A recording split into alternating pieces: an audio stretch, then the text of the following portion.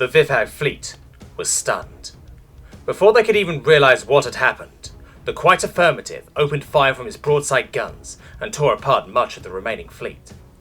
Those who could safely make an FTL jump did so, as more human ships left the hangars of the Titan.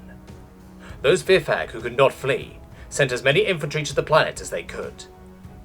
The VIKING fleets were slaughtered in a matter of hours, with only 300 human fighter craft being destroyed.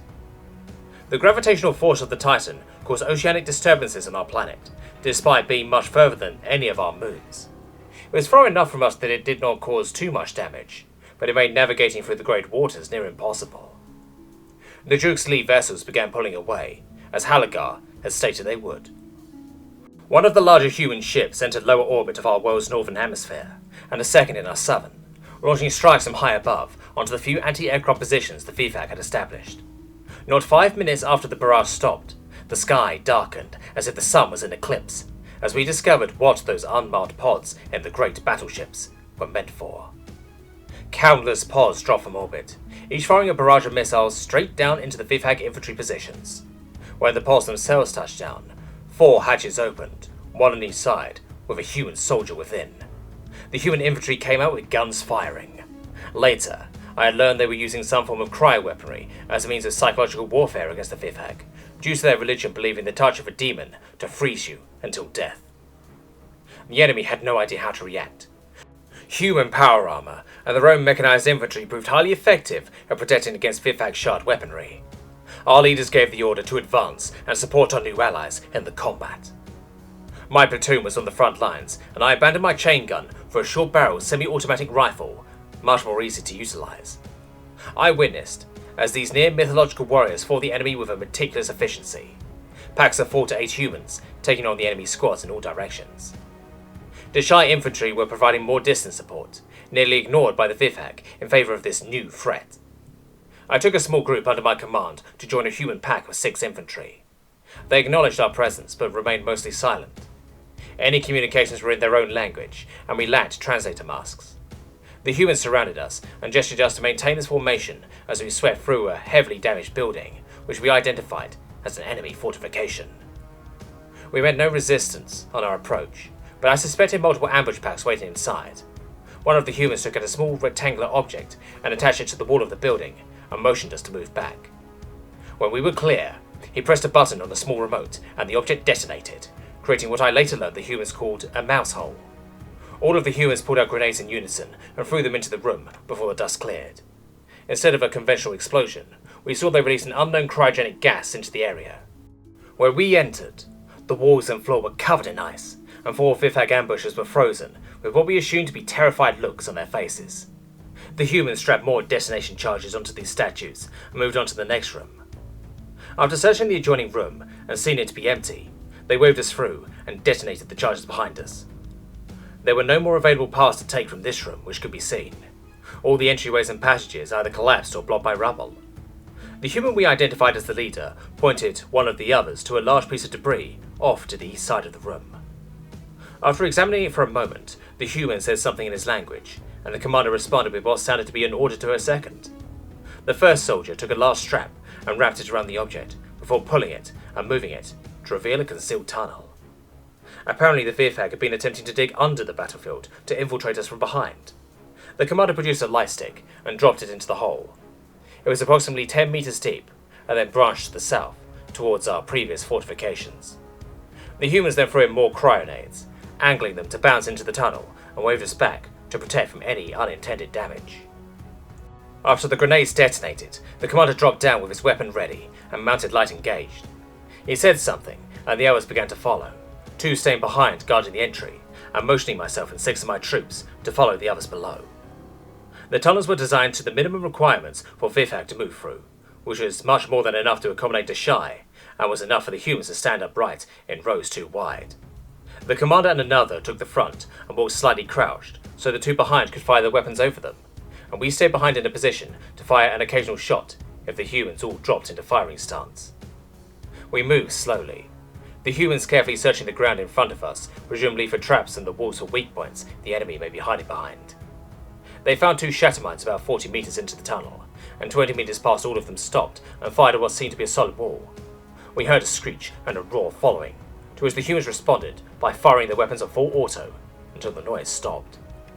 When we passed the wall, we discovered that an ambusher was hiding behind a wooden plank that another Vifag had covered in mud from the outside, waiting for us to pass by to attack from the rear. Only the most subtle of differences could be seen between the surrounding soil and that spot. We advanced another 30 meters until we came to a wall. The commander examined and gently touched it, before motioning everyone back and planting one of his own cryomines. After the device was armed, he joined us, and the soldier who had been leading us with the commander dropped a small device on the ground, which generated an energy barrier waist-high to the humans. The commander examined the walls and ceiling of the tunnel, and some nearby support beams, then raised his weapon to the barrier and fired 2 micro-missiles from the underbarrel attachment of his rifle. The barrier collapsed, and we were greeted with a barrage of shard fire from Vifag ambushes hiding behind. The energy barrier absorbed most of the incoming fire. A few rounds struck the humans at the front, absorbed by the weaker personal shields of their armor. The humans in the rear swabbed the magazines on their weapons and returned fire with cryo-explosive shots, while the front two threw cryonades into the room ahead. We DioriteIgneous fired shots at random into the room, hoping to hit something. A stray shard impacted a nearby support beam and shattered, sending a splinter of razor-sharp crystal into my left eye. The pain was indescribable, and I fell to the ground for cover, the DioriteIgneous medic coming to tend to my wound. The crystal has small jagged barbs all around it, partially from the shattering, and partially from those designed into the larger piece. Removing it in the field would mean loss of the eye, so I was given a localized anesthetic and bandaged while the humans and other DioriteIgneous continued firing. After 3 minutes, the enemy ceased firing, and the humans also ceased. They stood motionless for a few seconds before the commander disabled the energy barrier and set an order. He and the other front soldier moved towards the opening and threw in another cryonade before disabling his mine and entering. Some more weapons fire was heard, then another order from the commander, prompting the remaining 2 humans to follow. We followed this example and entered the room. What we found was a weapons cache covered in frost from the humans' weapons, and 5 more statuesque Vifag, along with 2 frozen corpses on the ground from our weapons fire. There was another part of the tunnel leading an additional 50 meters, but resulting in the dead end. This was the end of this particular part of the network, so we all returned to the surface. The commander spoke to one of the humans left behind to guard the entry, who then took out what appeared to be some kind of communications device and spoke to some unknown individual. The human pack and the DioriteIgneous troops left the building and waited with the humans for about 20 minutes until an aircraft landed near us and brought all of us to the original DioriteIgneous trenches. I looked over the battlefield of our ancient home.